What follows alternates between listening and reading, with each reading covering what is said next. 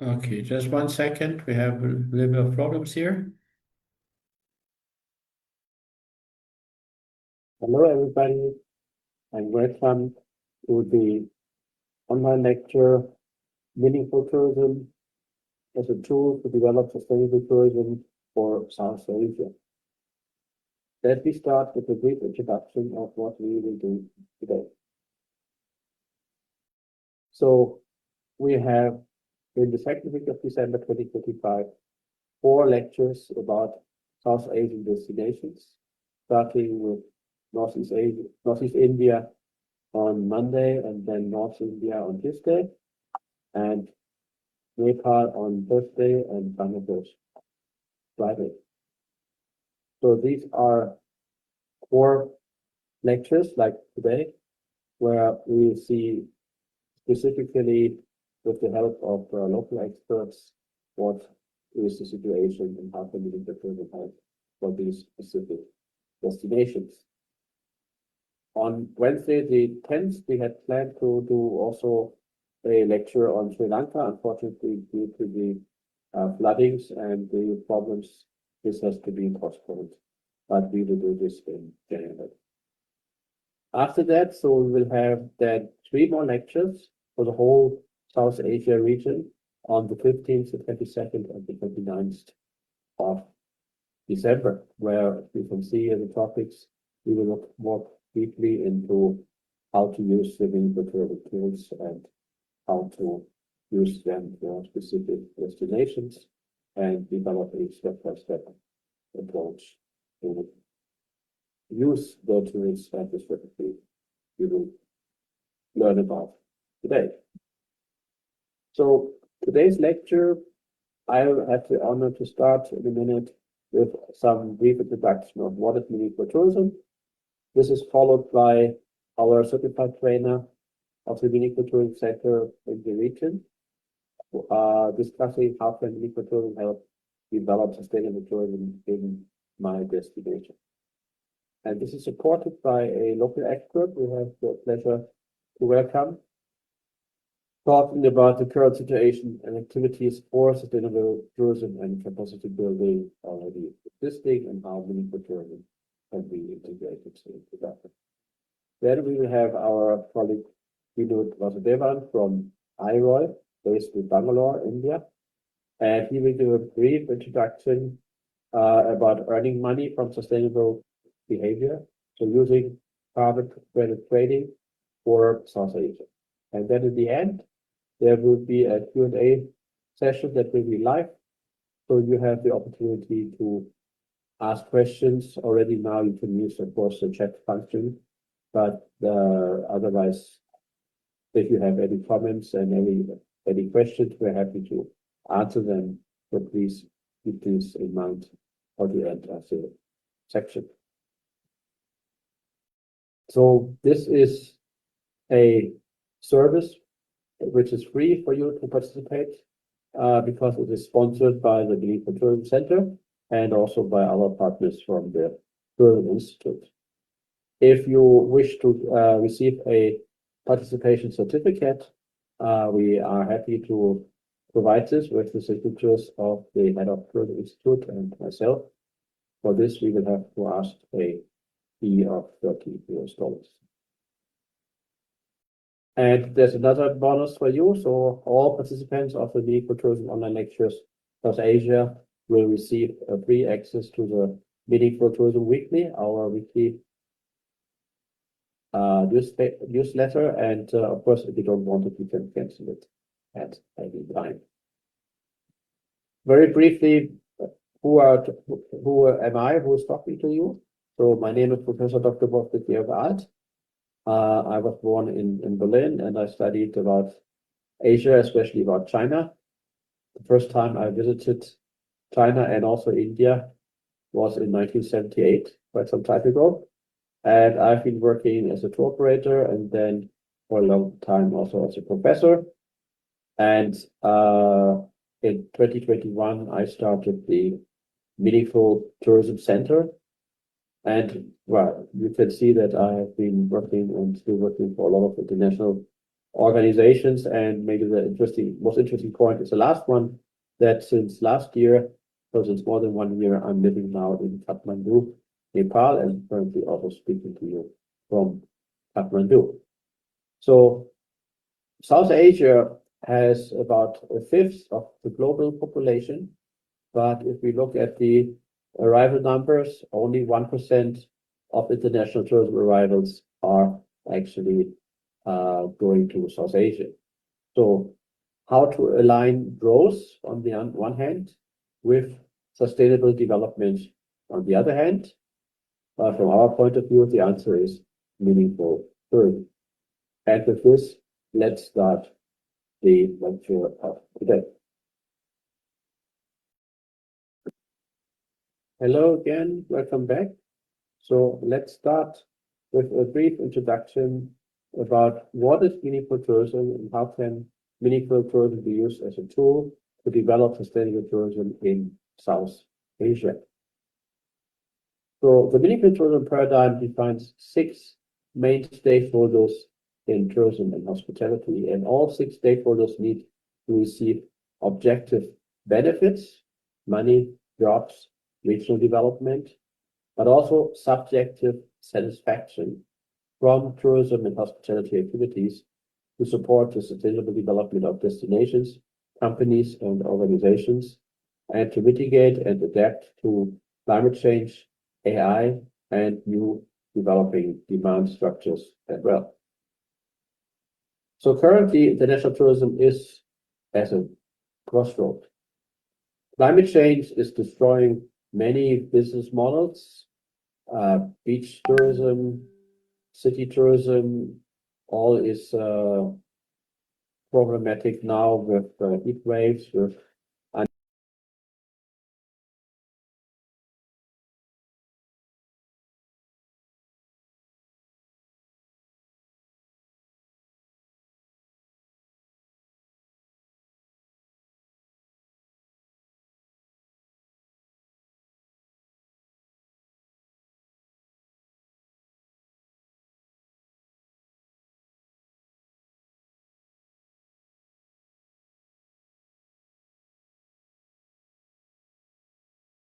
water, and therefore business models which have been working well in the past are now endangered or not even possible anymore.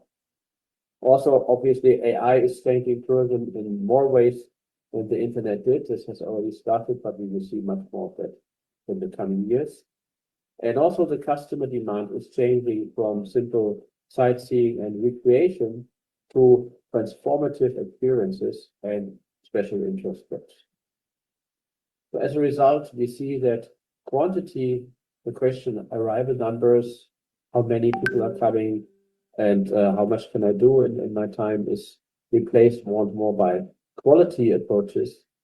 We see that tour operators are, for most cases, replaced by AI-powered personal assistant apps. So only if they're specialized, they will have a chance to exist in the future. And we see also of this a lot of chances for South Asian destinations and companies to avoid repeating the mistakes other destinations have done in the past years and to adopt to the current and to the future developments. And for that, there's a need for a holistic approach to tourism. This is what limited tourism is all about.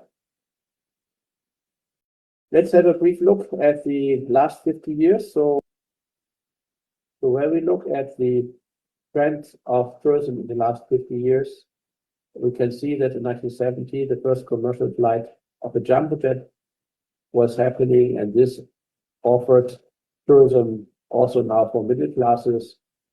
Traveling, flying especially became much more affordable. So we saw that more tourists were traveling also to South Asia, and mostly for recreation, for resting, and for sightseeing. And this was mostly done in the form of package tours. The numbers have been growing. You probably have seen this kind of graphs before. So from almost nothing before the 1970s, we moved by 2019, the last year before the pandemic, to almost 1.5 billion travelers. And the Asia and Pacific region, as you can see, the dark red part of this became more and more important as a destination within global tourism. Already before the pandemic struck in 2019, we see that this period of quantitative growth has come to an end. So more and more people in many destinations started to disagree with the ongoing invasion by tourists. So we had the over-tourism debate still going on, and also the criticism of pollution created, especially by flying, or just leisure tourism became bigger and bigger. There was a debate about flight shaming, so that you have to be ashamed of using an aircraft and polluting just for your private pleasure. So certainly we have come to a point where things have to change. And we saw that during the pandemic, there were also a lot of discussions that we need new KPIs, new key performance indicators. It's not enough anymore to look at the arrival numbers. We have to go deeper.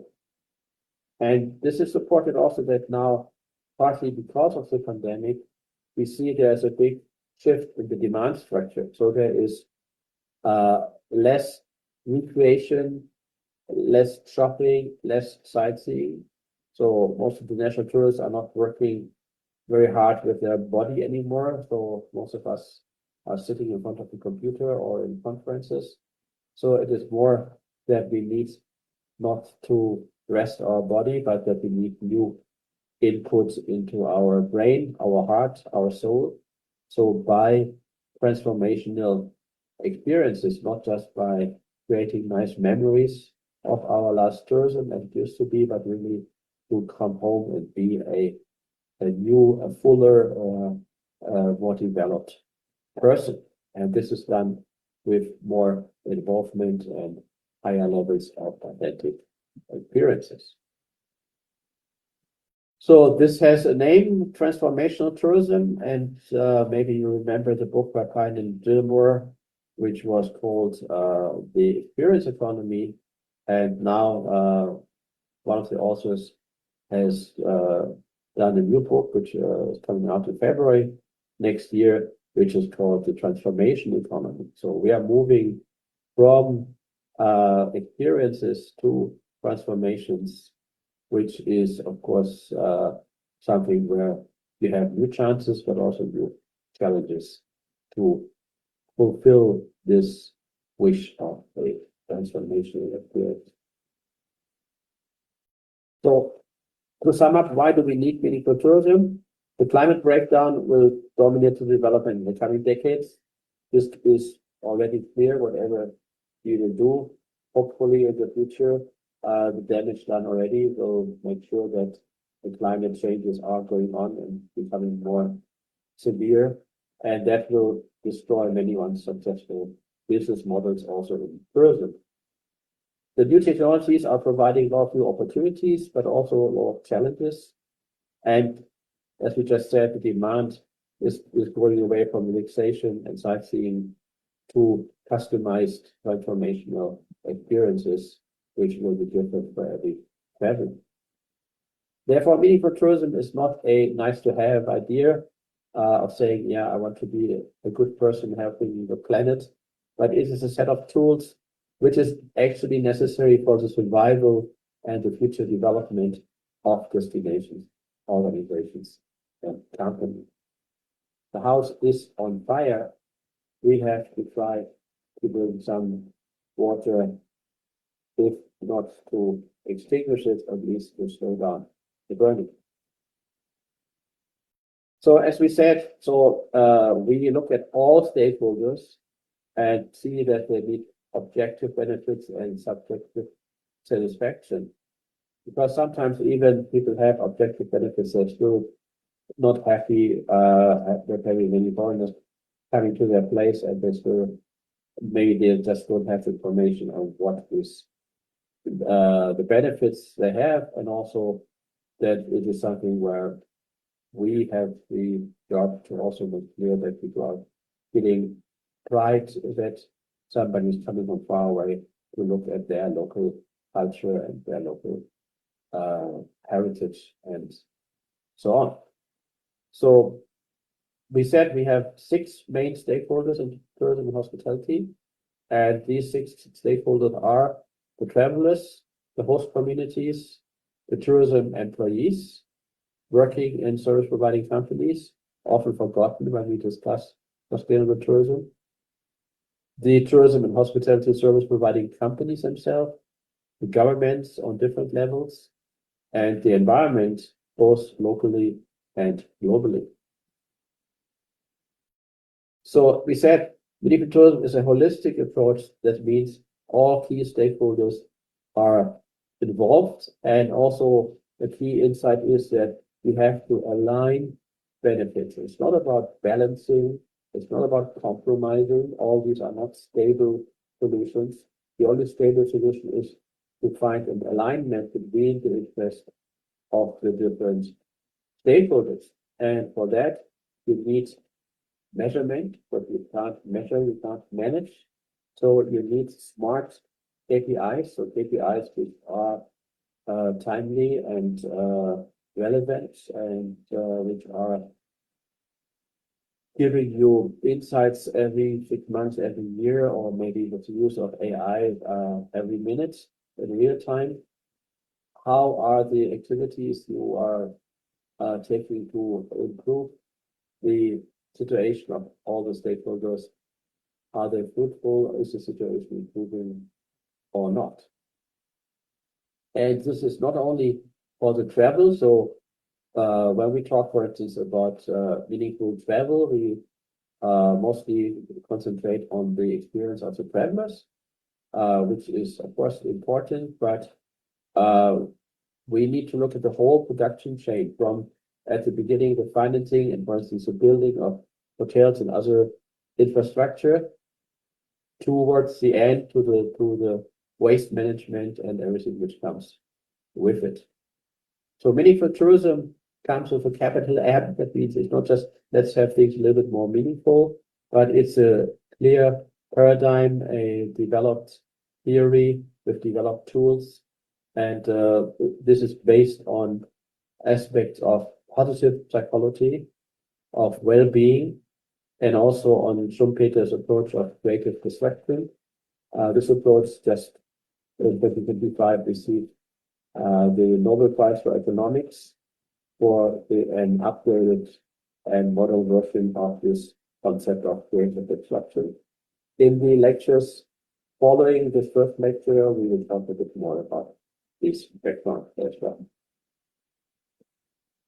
So meaningful tourism offers a tool to analyze, first of all, to understand the situation. There is a self-assessment as a first step in entering the meaningful tourism movement. It's a tool to mitigate contradictions between stakeholders, and as we said, align interest. And if you look deep enough, you find there are aligned interests between all the stakeholders. Therefore, all of this developed a strategy and also developed smart KPIs, which will be different for each destination, for each company, to monitor the progress, and therefore also being able to compare what is happening in your company or in your destination with others. So the Meaningful Tourism Center is publishing a Meaningful Tourism Index, which gives you clear insights how you're doing in different areas in comparison to others.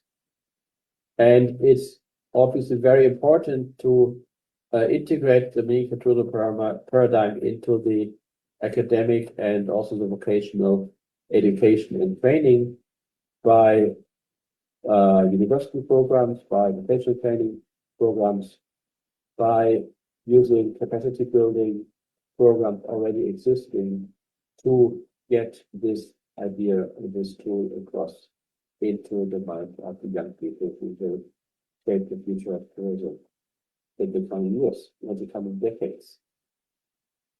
Last but not least, it's a tool to support the public discourse about tourism. So we mentioned that in the last years, tourism has come under a lot of criticism, and we have to make sure that we can show, with the help of smart KPI measurements, that we are a part of the solution and not a part of the problem. Very briefly, how did meaningful tourism develop? Well, it's a rather recent idea, so I have the honor that I started this development and started this concept, and in 2021 established the Meaningful Tourism Center. Since 2022, we have been giving away the Meaningful Tourism Awards at different conferences, and at the moment we are running the 2025, so you still have time until the end of the year to apply for the Meaningful Tourism Awards 2025 and to nominate companies or organizations, destinations for that. Please use this opportunity. Also in 2022, we started to publish some book chapters, and the Meaningful Tourism Center was established, and the limited company as legal owner. This company is based in London in the UK, but the headquarters is in Kathmandu, where I'm speaking at the moment to you from Kathmandu, Nepal. A very important step was that in April 2025, PATA, the Pacific Asia Transport Association, approved a meaningful Pacific Asia tourism economy as the official vision statement of PATA. So this is where also, in the point of view of PATA, the Asia Pacific region, including South Asia, will move towards them. Also in 2025, we had a couple of big international events in China and in Thailand, where meaningful tourism was discussed and presented during tourism fairs in Guangzhou and in Bangkok.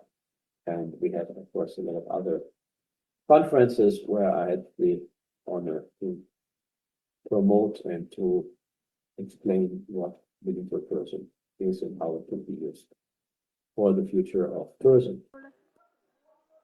The backbone of all these activities are our certified trainers. So we have almost 50 trainers by now in many different countries, and you will meet some of them in the online lectures for South Asia.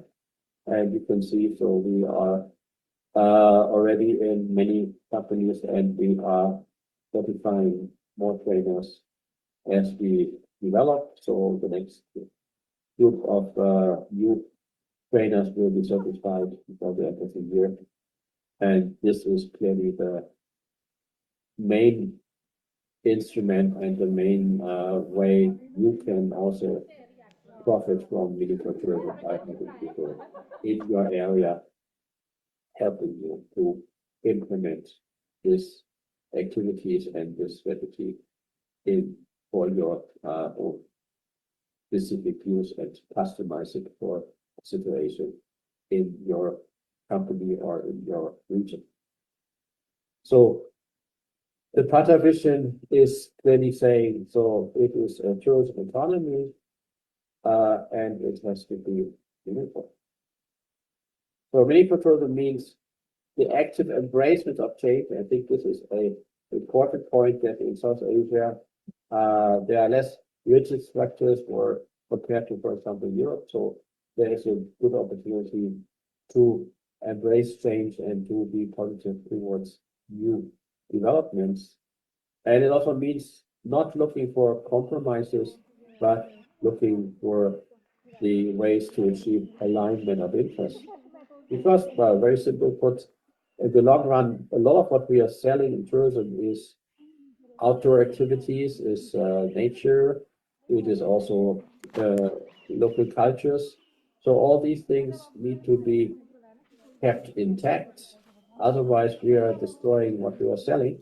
We're destroying our own product, and therefore there is a clear basic shared interest in keeping local cultures, local nature, local societies intact, and make it available and make it into something which can be the base of transformational experiences for the visitors.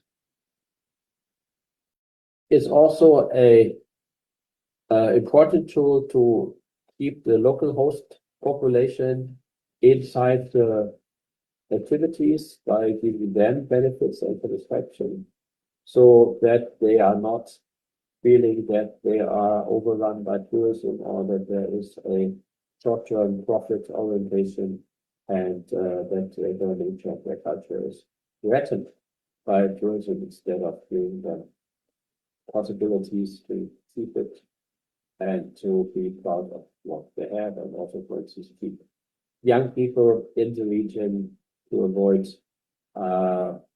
going away from the villages and maybe even going away from the country. Meaningful tourism is a base for better training and better working conditions.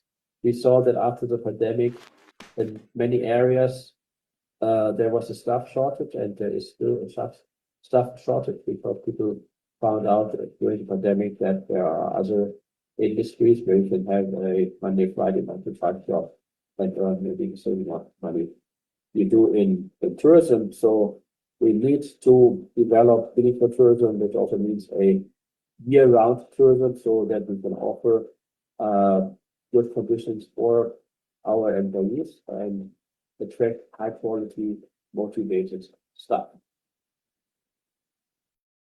For the environment, we need, on the one hand, strict regulations and control of these regulations of the ecological impact, especially if tourism is growing. But on the other hand, this cannot work without educating the locals and educating the visitors about the local ecosystems and how to protect them. So the more the visitors feel part of the community because they share experiences with the community, the more likely is it that they also will take good care of the local environment. So we have the same aligned interests. So long term, we have to use nature and natural resources to generate job and income for the local people. And that is where we have the base of finding a strategy which includes all stakeholders. So in a nutshell, it means for the travelers, transformational experiences in urban and rural destinations. For the host communities, economic benefits, empowerment for women especially as well, respect for local culture, and revenue staying in the destination. So with meaningful tourism forms, it's not that the money leaks out to international companies outside of the country, but it stays in the local economy and provides profit for the local destination and the local economy. For the employees, creation of year-round jobs, therefore also providing clear career paths and having local employment so they don't have to go away from their home area to find some good jobs and a meaningful way of working. For the companies, obviously, sustainable and profitable future. Companies need to earn money for the future investment. And all this is happening within the society in close connection with the surrounding communities. For the government, it means income from taxes, it means possibility to create jobs and to avoid brain drain as well. And for the environment, at least minimizing the local damage and being able to have more attention by locals and visitors being paid to create effects on tourism and the environment. So finally, a brief word to what is a Meaningful Tourism Center. So it's a non-profit organization, as I said, based in London with the headquarters in Kathmandu. And we are happy to have a lot of partners and trainers around the world, including in many countries in South Asia. So we are providing research, training, and consulting services for companies, organizations, and institutions globally, from Canada to Korea and from Finland to South Africa. And I have the honor to be the executive director, and so many people now call me Prof. M. So M for meaningful tourism, meaningful with capital M. And I have indeed already almost 5 decades of experience in international tourism as a consultant, as a trainer, as a publisher, as a book author, as an event organizer, and for many years, until recently also as a university professor. So, Meaningful Tourism Center, together with our local trainers, is providing a full range of services for destination companies and organizations. At the entry level, that means there's a self-assessment for individual companies based on smart KPIs, leading to the recognition as part of the meaningful tourism movement. And the key part is the meaningful tourism transformative game workshops and also source market workshops. So these are offline workshops happening physically where you are and provided by our local trainers. And they are based on role play, especially the transformation game workshops, which is a very effective and creative way to come up with new ideas and to find new solutions for the future development. And then there is the level of implementation support, which can be from just one more workshop to a full strategy development and implementation support. So especially developing customized KPIs, regular strategy workshops, and we have full implementation support packages. All are customized for South Asia destination companies, bank organizations. And just to mention also, for students, we offer meaningful tourism transformational student field trips. So South Asia is one of the global regions where we are together with our partners offering for university students, mostly from Europe, from China, from Korea, from Singapore, and places like that, transformational field trips, which include a visit to a local community and to work on a small meaningful tourism project together with the local communities. So the customization of these offers is done with the help of Meaningful Tourism Center trainers, both in the source market. So we have trainers also in Europe and in South Korea, for instance, but also then in the visited country, so in that case, South Asian countries. And we are always cooperating with a local university to guarantee the academic standard and the quality of the whole project. So more details about this we will discuss in the following lectures. So today we are concentrating on one region, but in the coming weeks, as I said, 3 more lectures on the 15th, 22nd, and 29th of December, specifically for the South Asia region. And there we will provide more details about the use of meaningful tourism tools, how to develop customized smart KPIs, including the usage of AI, and how to create a meaningful tourism strategy in a step-by-step approach. And the good news is, if you have registered for today's online lecture, you will automatically receive a link for the online lecture South Asia 2, 3, and 4. If you have not registered and received this as a video on Tourism Institute YouTube, then you have to register with the Tourism Institute on their website. So if you're interested to do more, please contact us at the Meaningful Tourism Center here in Nepal, or you can also contact our local trainers, and we are very happy if we can be of help. So meaningful tourism is not just a nice idea, it is a tool, and we are convinced it is actually necessary to embrace this approach for a sustainable future of global tourism and of tourism specifically in South Asia. With that, let's see what the local experts are having to share with us. And we will also have a short video introducing the carbon credit trading possibilities, and then we have a Q&A where you can ask live your questions and your comments. For the moment, thank you much for your attention, and let's move on with the lecture.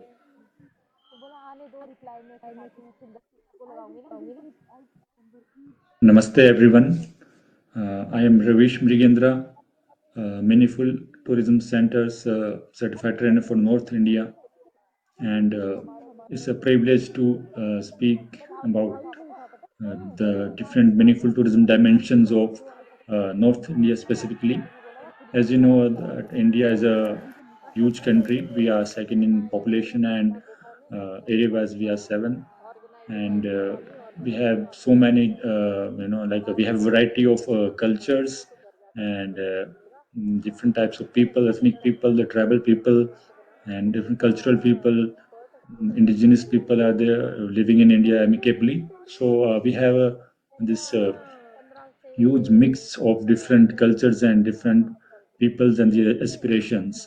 So as the tourism is a human centric activity, and different human activities basically are being done in tourism sector or industry, or even in the field of education related to the tourism and hospitality. So as the meaningful tourism center and the paradigm which this concept meaningful tourism, which has been propounded by Dr. Professor Wolfgang Old, popularly called as Professor M. I think that it has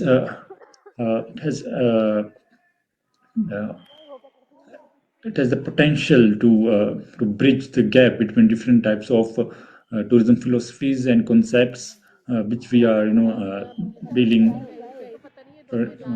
nowadays. Specifically, when I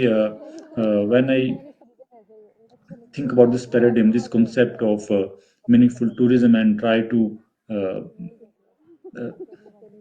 to fit that concept into our North India specifically, then some things come to my mind, some points which I want to share with you all, to explain further. North India, it has different states.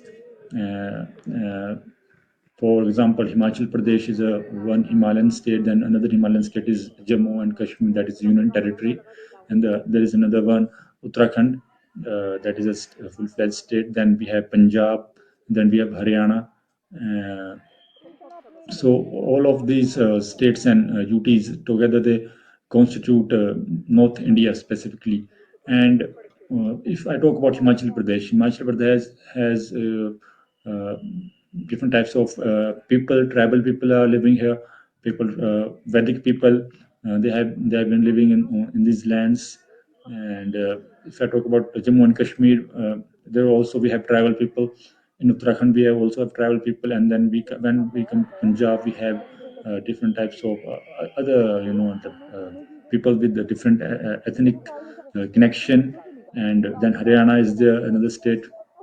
So all these states and UTs which constitute North India, they practice their own set of culture. Similarities are there, not undoubtedly similarities are there, but still they have their own set of culture and their own characteristics. All these states have these own characteristics, own beauty, and own issues pertaining to the tourism. So when so starting with the Himachal Pradesh, the state to which I belong, the Himachal Pradesh is a Himalayan state, and it has population around 8 million people are living here, and most of them live in rural areas. The areas, according to the government criteria, the area which have like population density, like 400 people living in 1 square kilometer, something like that. So in that context, 89% almost 89% of the people of Himachal Pradesh are living in rural areas, and this state has the potential in terms of adventure tourism, ecotourism, nature-based tourism, and religious tourism, and Buddhist people from all over the world are coming to Himachal Pradesh, specifically to Dharamshala, to meet His Holiness Dalai Lama Ji. And then we have Shakti Peeths, the sacred places of worship in our Sanatana Dharma. Likewise, when I talk about Punjab, Punjab has its own culture and tradition. It's a rich culture which has been spread across the world by the Punjabi. And likewise, Haryana has its own culture, and then Jammu and Kashmir is famous for its own cuisine and its own handicrafts and different types of carpets and other things are there, and it also attracts different kinds of tourists due to its scenic beauty. And then we have Uttarakhand, yeah, another Himalayan state, is having its own charm. So like all these states, more or less, they are fighting with, first of all, this global phenomena of climate change, and we can see the impact of climate change in Himachal Pradesh and Uttarakhand and Jammu and Kashmir, specifically because you can see the rapid meltdown of the glaciers and increasing in the temperature. And likewise, the temperature has been increased in Punjab and Haryana. So climate change is impacting people and indirectly impacting the tourism in these areas. So when we talk about human beings and the activities that do, like tourism and other things, and this climate change, like this global phenomena, so we need we need a holistic approach, the approach which can cater to all these kinds of issues, which are very much important to human life and to life of our globe in general.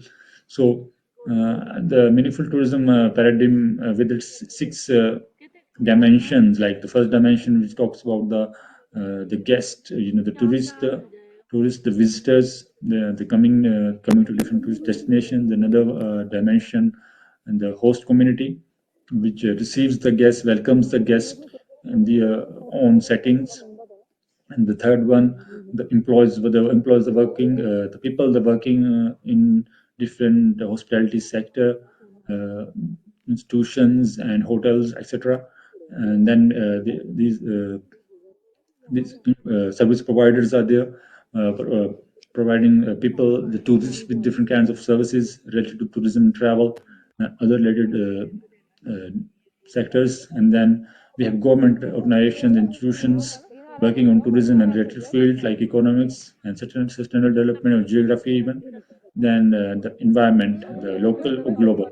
So all these six stakeholders, they constitute the meaningful tourism, and this approach has the potential to create some effect on a ground level effect on northern India. The thing which we need to keep in mind is that while applying this approach, we need to bring in the elements of culture diversity, the people's aspirations as one of the dimension of this paradigm, and the host communities' aspirations, like with the climate change, all these things. We need to create something like with holistic approach. It shouldn't be like okay, we are giving some panacea to one problem and that's all. It shouldn't be like that, and it will not be like that.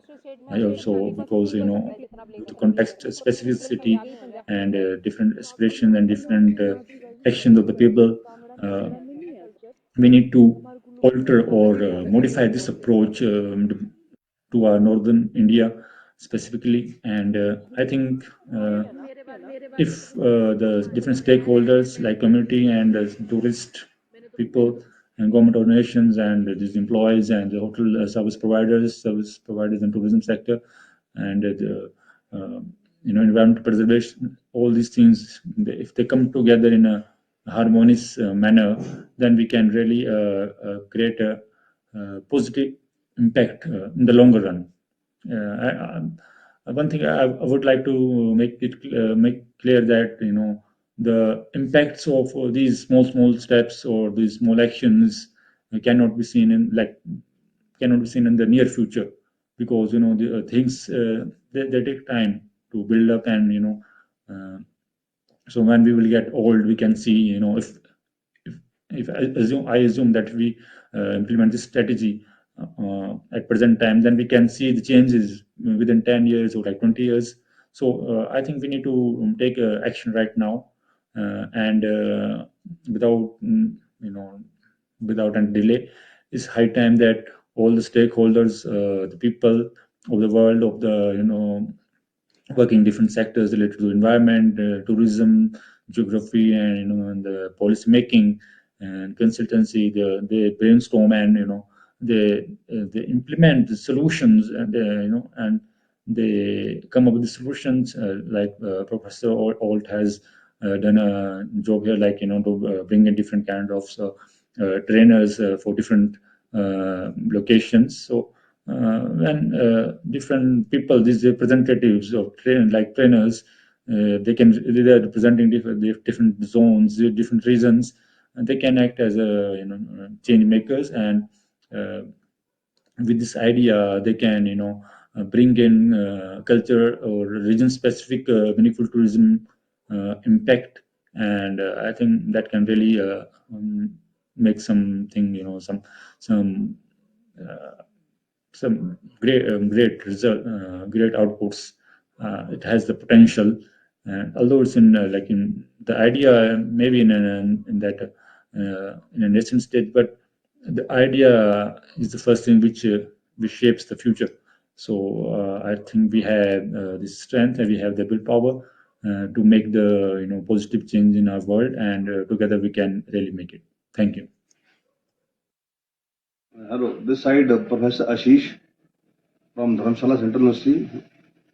I am Dean of Central University of Madhya Pradesh Department of Tourism.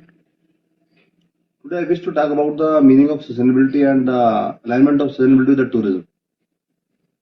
Basically, without decaying anything, we want to go for development and growth. That's the main crux of this sustainability and tourism.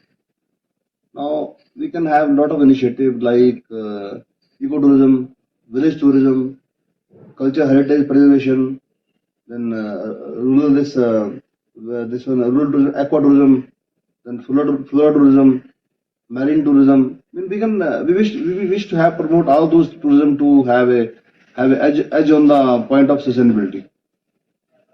Basically, we have to align all the streams of management like finance, HR, marketing, then R&D, operation, etc. They are all aligned towards the main theme, main core, that is sustainability. In Northern India, suppose we talk about Northern India. In Northern India, we have a lot of opportunities especially in the field of tourism. But still, we have to preserve the nature. We have to preserve the culture. We have to preserve the traits that can put more and more emphasis on tourism. And the main theme is that without disturbing environment, without disturbing anything, we have to promote tourism in the aligned area, in the suburb area. We have to maintain the natural beauty. We have to maintain the natural crux we have. We have to maintain the scenic beauty. All of you know this, after COVID pandemic, this very difficult to survive. And as a specialist, I have heard from somebody that this tourism is the first to hit by any pandemic, whether man-made or whether natural, last to revive. That is why, for this revision purpose, we have to go through a lot of changes, lot of change strategy in policy making, and this lot of other things. Basically, we must keep in mind that various government push programs. Government also pushing some ideas, pushing some strategies, planning to maintain sustainability, to maintain everything intact, to increase tourism with the development and growth. Then we go for other, like I am giving example, pilgrimage tourism is also one of the example of this sustainability part. Then we move for rural tourism, that is also a part. we do for this aqua, then we go other side, that is, we have to go for community engagement. Basically, we have to add value. We have to maintain all community all together. When they put all efforts, they put all work together, they will maximize. They will provide collaborative effort. They will provide maximum effort to to grab, to hit, to pitch the main tone of tourism, that is sustainability. Like we have to engage community, we have to engage stakeholders, we have to engage other parties of the area who are having some direct contacts with the tourism. And for other part, as a man of finance, I wish to add value. We must go for a project that is have sustainability in the mind. Like we have green finance, we have carbon finance, we have marine finance, blue finance, we have this eco-based project finance. We have to club all those finance themes together to achieve the target, to achieve the main theme. Basically, sustainability we cannot have in peace. Sustainability is a collaborative effort. When A plus B are all putting their effort for this sustainability, then we have this sustainability. And my advice is that for this part, government can also help stakeholders. Government can also help villagers. Government can help other parties. We see the scenario like due to the 4-lane projects, due to the railway projects, due to this airport projects, we have a lot of disturbance in the environment. That is why we are having a lot of flash floods in the area, then landslide in the area. We have to keep one thing in mind. We grow, but not grow at the cost of any environment, not at the cost of our forest, not at the cost of our culture, not at the cost of any other tradition. Culture preservation is main theme that I guess that we have to understand, that we have to rely, and that we have to put for the best of the for the tourism sector. Basically we have to put all the areas all together, like community, like stakeholder, like local public. They will develop, they will grow, but they will also have some economic benefit also. For this we must guide, we must run some eco-friendly tourism projects. We must guide, no need to go for only concrete. We must have some homestays, village, then mud houses. These themes can also promote tourism, promote tourism and attract tourists. Now, all of you know the main theme of tourism is to pitch the tourist. And now all of you know this, tourists come to these places to basically to have some peace. And peace is only come with some isolation. And suppose we wish to move to other area of the tourism. People are coming here for wellness, for medication and all these things. We have ample opportunities to invite tourists. Now, in northern India, we have hilly, mountain and lot of scenic beauty. So my main idea is that we put all things together to attract tourists. Basically we have to create the image of our destination in the mind of tourists, that can attract tourists, that can put maximum benefit to the local stakeholders, that can uplift the status of living, that can uplift the employment, that can uplift the maximum benefit for with the local stakeholders, local economy, government, and all policy makers.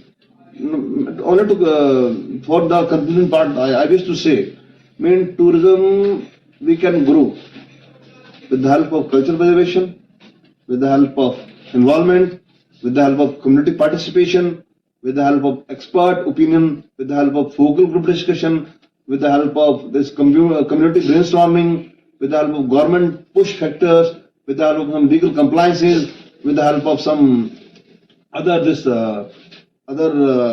aspects of this beneficial part of this tourist.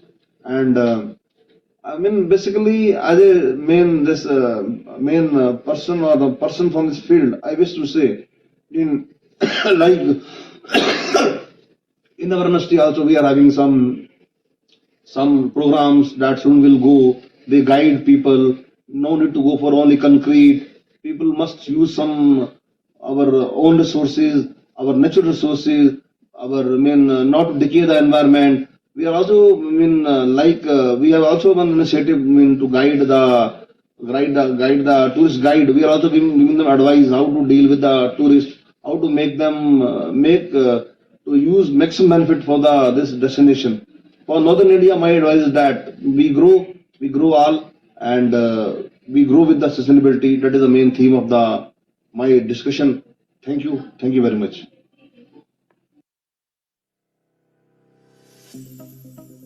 In a world where every sector must do its part, the hospitality industry stands at a unique crossroads, hosting millions while shaping a sustainable future. Step 1. Smart billing and digital records. Automated systems now track energy and water usage, carbon footprint per guest, and even the impact of room service.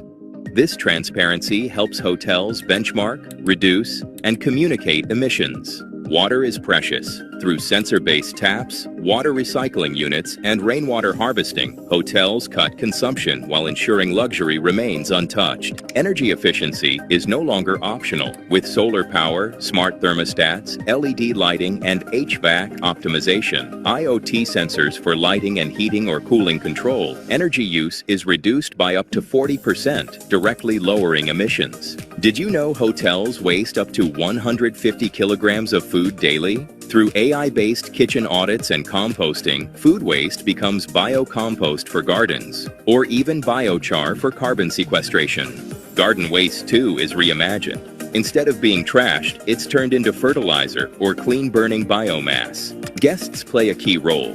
Simple choices, reusing linens, choosing local meals, or opting for green room services, staff uniforms, can cut their carbon footprint by up to 30%.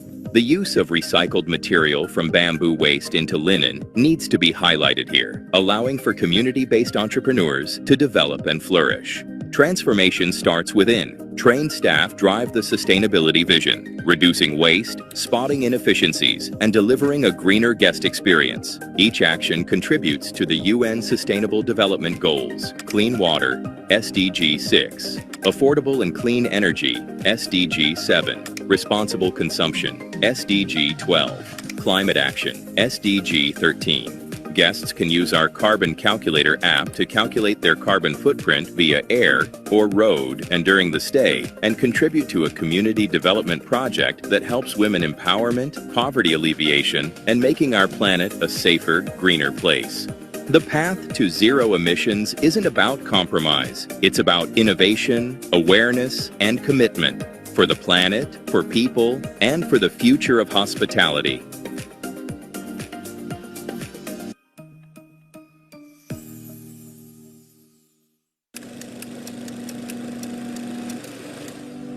Businesses want to go green, but most don't know where to start. And the ones who try? They get lost in complex ESG frameworks and greenwashing risks. At AIROI, we turn climate goals into measurable impact, using AI to track emissions, generate real carbon biochar and plastic credits, and support nature-based solutions.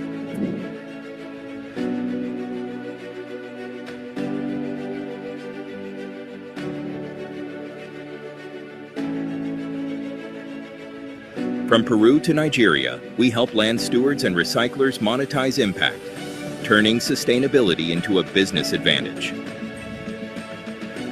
AIROI, where AI meets ESG. Let's build a regenerative future together.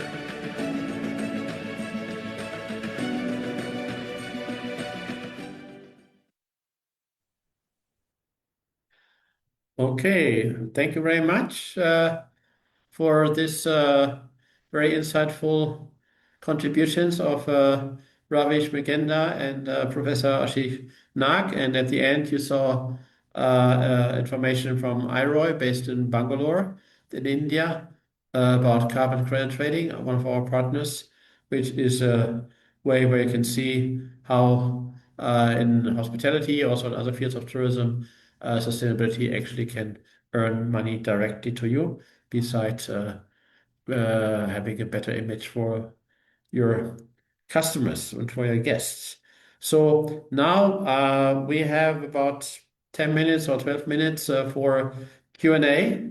So if you have any questions, now is your time.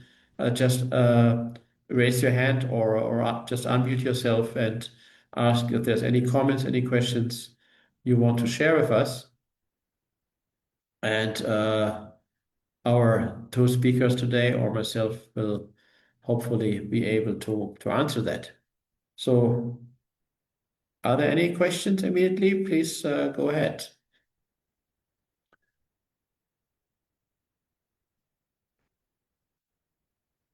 If not, then maybe I can ask my two colleagues in India myself. So we have been hearing that from Ravish that is you need to have a long-term perspective.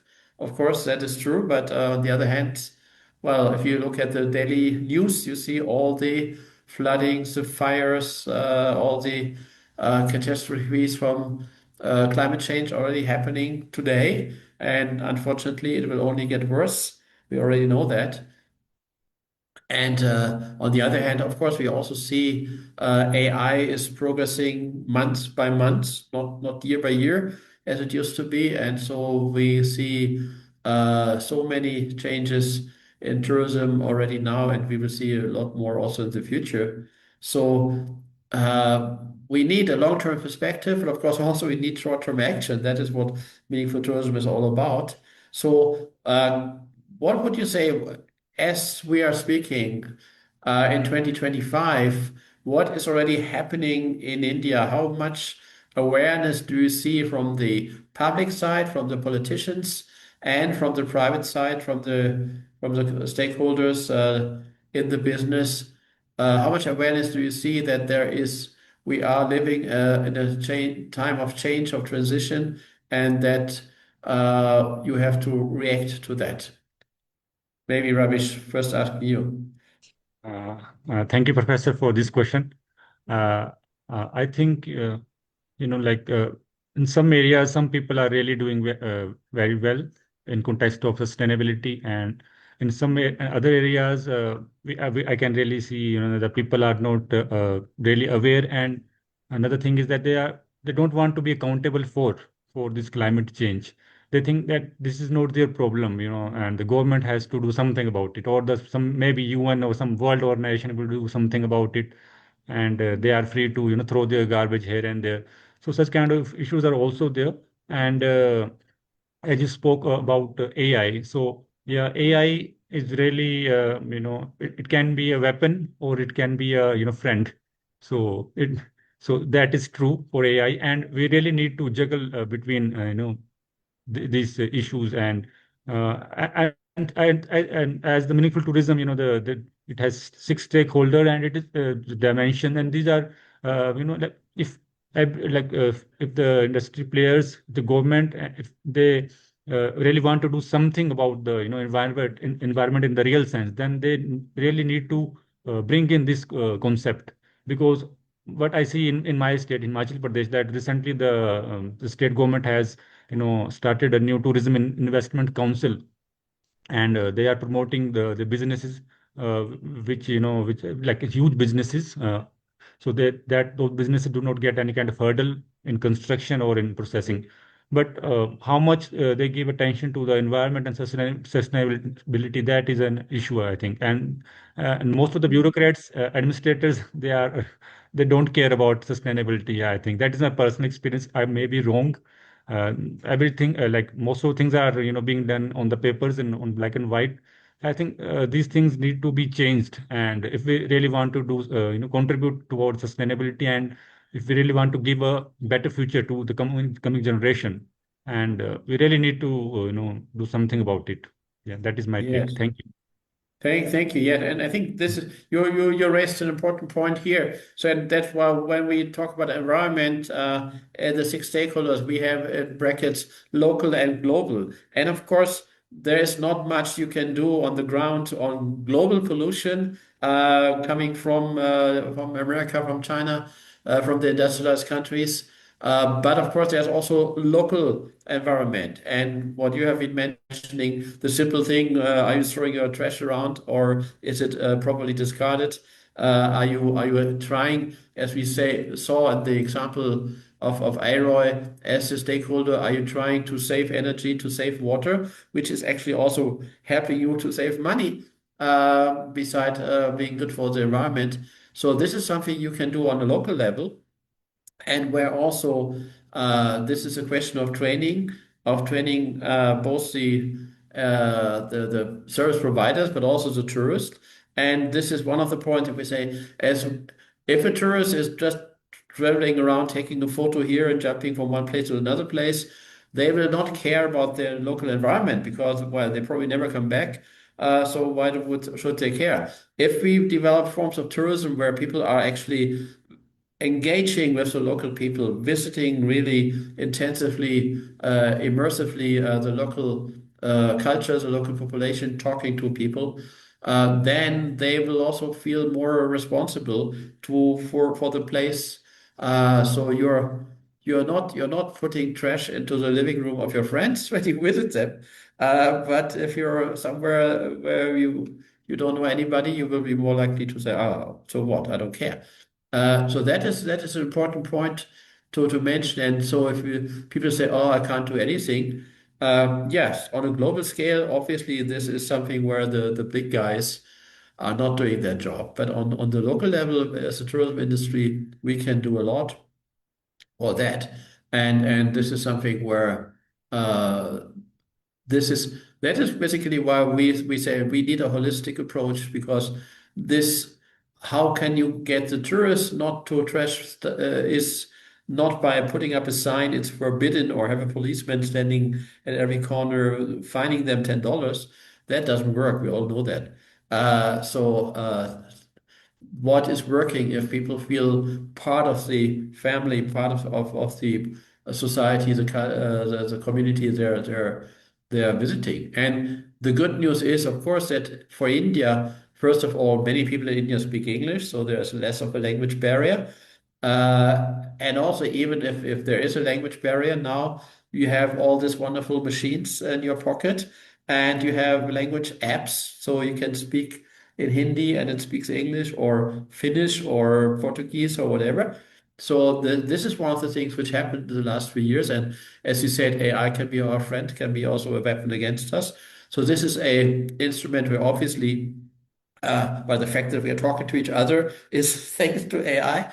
And also that the language barrier is much less of a problem than it used to be. This is a positive thing, which also means that you can go to the countryside, to rural areas where maybe people don't speak English, and still there will be a good chance that you can communicate with each other. So that is something where we are looking at, and this is what is happening now. And so, as one of the things we mentioned is also that what we are doing also is planning to bring students or expert groups to rural communities, also to urban communities, and have really a time where they stay for a week or so, and then they work on a specific project, and thereby get immersion and also a profit beyond money for the local community. And so maybe just to say, this is why we are talking about objective benefits, which is jobs, money, income, regional development, better infrastructure. But we also talk about subjective satisfaction, so that people get to understand that people coming to visit them are respecting them and are interested in their local culture, and that people spend time and money to come from far away to eat your food and listen to your music and look at your art and your way of living, so that people can be proud of this, and also maybe for young people a reason to stay where they are and not running away to the big cities or even to other countries. So that is exactly one of the approaches where that goes beyond just that some people can earn some money from that.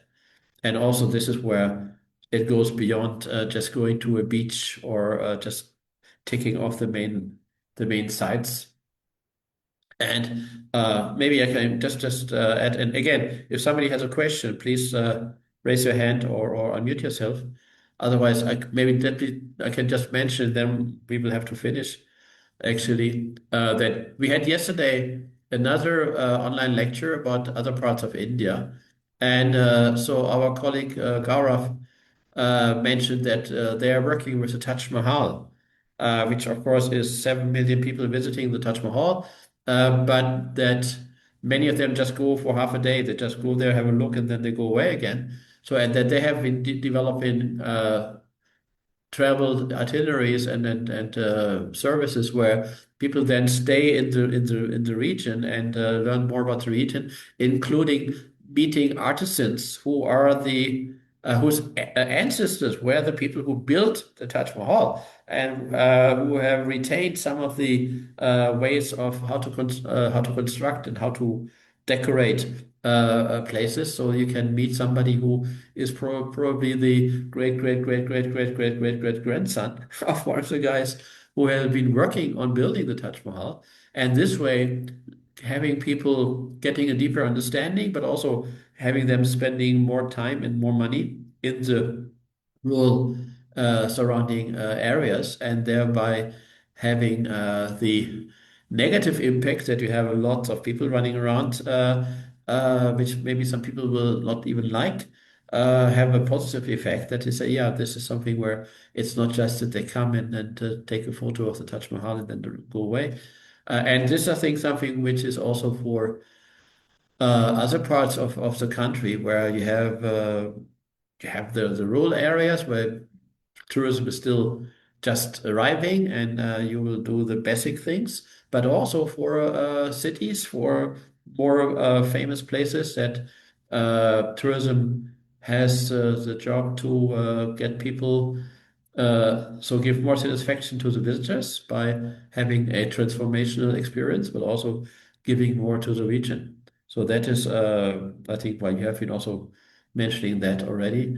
That is what we are looking at. So looking at the time, because actually we have another online lecture following for our friends in Africa. So we have to finish here, but for everybody, two things to say. One is that, oops, sorry, what that?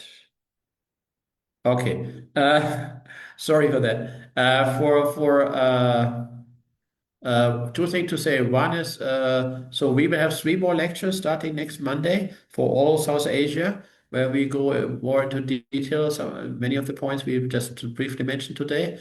And also, this video will be available on Tourism Institute's website. And again, thank you very much for Tourism Institute for helping us to make this happening. And also, if you're interested in a certificate of participation from the Tourism Institute and from the Meaningful Tourism Center, we can offer that. There is a small fee for that, for the work we have to do for that. But if you're interested, just drop us a line for that as well. With that, again, Professor Nag, thank you so much for joining us, and thank you, Ravish, as well, and thank you everybody to spend a good hour of your life on this online lecture. And I'm sure we have started a journey which will bring us good steps forward. And it is not just a choice. It's not just about be nice. It is something where the name of the game is survival. That is what we are talking about. So so maybe I can give the last word to Professor Nag.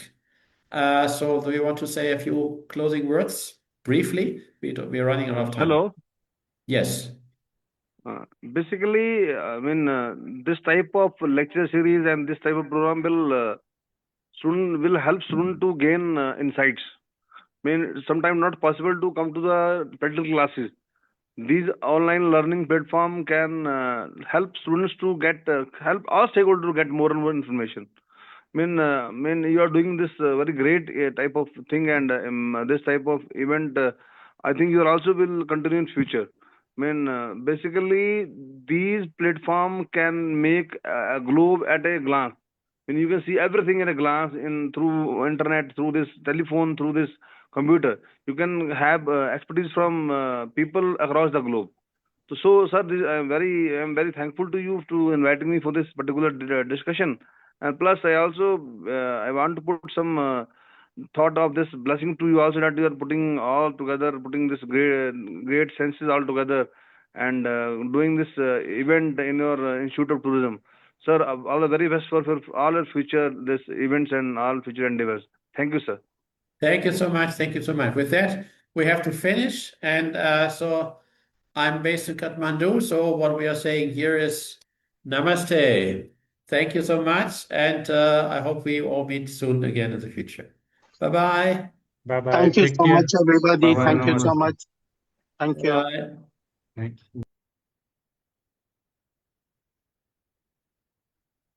So we will jump just Thank you, next. sir, for a Thank great you. session. Thank you, Thank you very Mr. much, sir. Singh. It was nice, and it was very informative and valuable session, sir. Thank you. Thank you, Mr. Singh. Thank you. Bye-bye.